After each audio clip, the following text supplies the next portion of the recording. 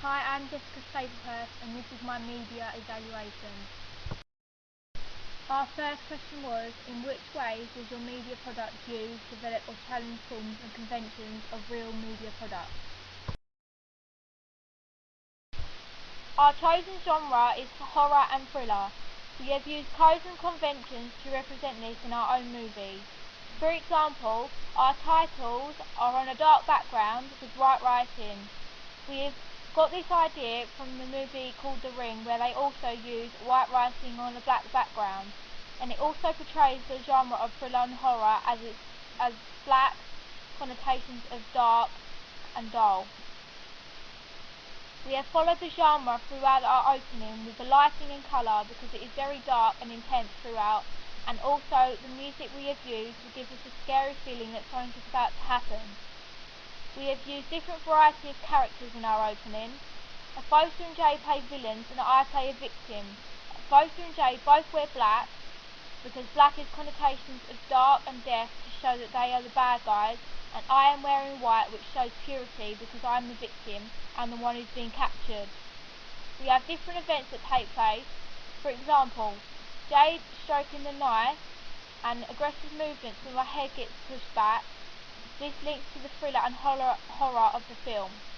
Also, we have tried to bring in a character that is a rapist, which is the Foster, to make it more of a thriller. The lighting is very dark and intense to keep the scary atmosphere, and also we have used a garage which looks very scary as the background for when we see Jade putting makeup on my face.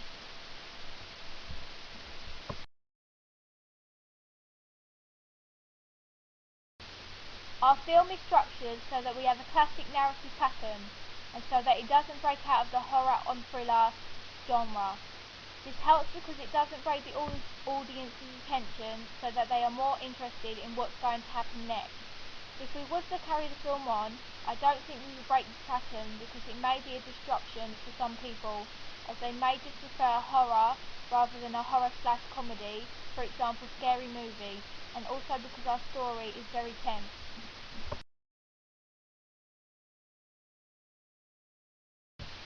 In our opening sequence, we have made sure that we don't see the villain's face until the very end of the opening.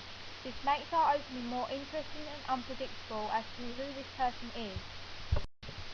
Some typical features of an opening sequence are hints of what's going to happen next in the actual movie. Our opening has done this because we have already met 3 of the characters and also established what the rest of the film is going to be about, because we have used settings and props to show this. I think our opening follows the typical opening of any film, as we don't give too much away, which will make the audience want to watch the rest. In the opening of the movie screen, we only see one girl until it gets more intense and more things are starting to happen. This is what happens in our movie because first of all we only see Jade, and then other characters are introduced slowly. I think our film looks exactly how we wanted it to look, because the colours relate very well to the genre of the film. Also, the sound we have used in our opening is very spooky and sharp, which I think will make the atmosphere dark and scary. There is not much dialogue in our opening, only when we see a cross-cutting of Jade and the Foster on the phone to each other. But here, their voices are not high-pitched, but slow and slurred. This gives it more of an effect to the movie. The pace of the film is quite fast, which grabs the audience's attention, but firstly it starts off more slow. As we build up to the end it gains more speed. The second question we were asked was, how does your media product represent particular social groups?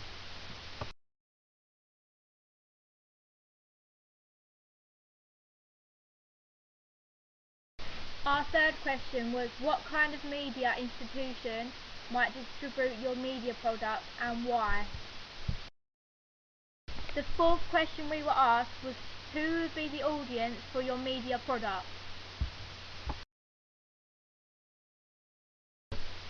The fifth question was, how did you attract or address your audience? Question 6. What have you learned about the technologies from the process of constructing this product?